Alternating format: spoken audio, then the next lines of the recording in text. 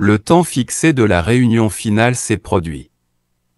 Ceux qui croyaient et avaient reçu le Messie, Jésus, ont été sauvés de la colère de Dieu qui arrivait sur Jérusalem, car ils avaient été prévenus selon l'avertissement de Jésus qu'il leur avait dit. Mais quand vous voyez Jérusalem entourée d'armées, sachez que sa désolation est proche. Alors, laissez ceux qui sont en Judée fuir vers les montagnes. Certains manuscrits mentionnaient que ceux qui avaient reçu le Messie appelé chrétiens avaient été avertis de fuir à Péla dans la région de la Décapole, de l'autre côté du Jourdain. C'est aussi un accomplissement des paraboles prophétiques du blé et de l'ivraie, et aussi des brebis et des boucs pour ouvrir les yeux de ceux qui l'avaient reçu et le suivaient.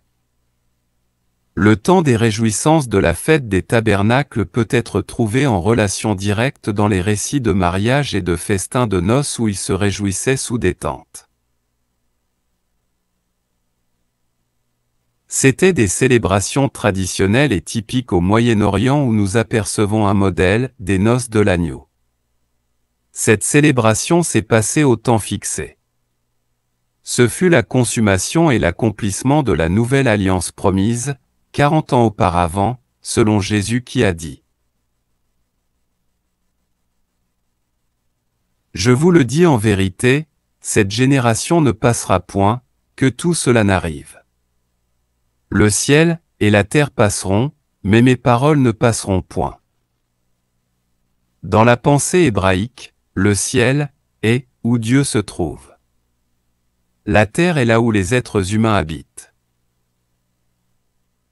Dans le jardin d'Éden, Dieu et l'homme habitaient ensemble, ce qui veut dire que le ciel et la terre étaient ensemble. Quand le péché est venu, l'homme était mis à nu, et une séparation est arrivée. Pour établir à nouveau cette union, le sang a coulé et l'homme a reçu une couverture faite d'une peau animale par un sacrifice, ce qui a permis à l'homme de revenir communiquer avec Dieu. Sous l'ancienne alliance, sous Moïse, la communication, le Dieu du ciel, avec l'homme de la terre, avait lieu au travers des sacrifices dans le tabernacle. Le temple de Jérusalem était le cœur de l'ancienne alliance. C'est là que le ciel et la terre se rencontraient. C'était dans le lieu très saint, derrière le voile, où le Dieu du ciel et l'homme de la terre entraient en communion. Il est important de comprendre les paroles vivantes et éternelles de Jésus lorsqu'il dit à ses disciples. Je vous le dis, cette génération ne passera pas, le ciel et la terre passeront, mais mes paroles ne passeront point. En l'an 70 après Jésus-Christ, dans sa génération, comme il l'avait prédit, le temps fixé de ce terrible jour du Seigneur, le jugement, était arrivé. Le temple de l'ancienne alliance, là où se trouvait la connexion avec Dieu, appelé « le ciel et la terre », a passé, complètement brûlé et détruit.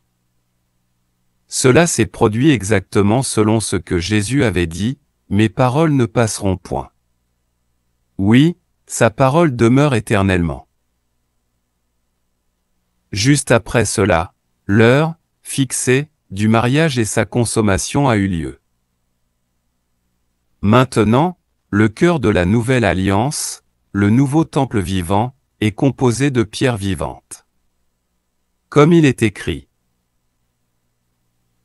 Approche-toi de lui, pierre vivante, choisie, et précieuse devant Dieu, et vous-même, comme des pierres vivantes, construisez-vous, pour travailler dans son temple spirituel.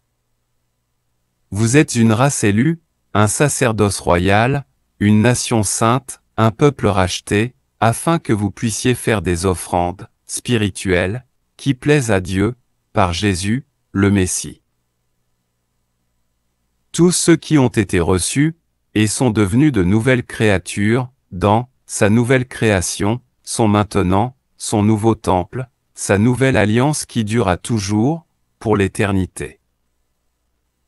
C'est cela, cette nouvelle création, de nouveaux cieux, et une nouvelle terre, avec de nouvelles créatures, car il est écrit.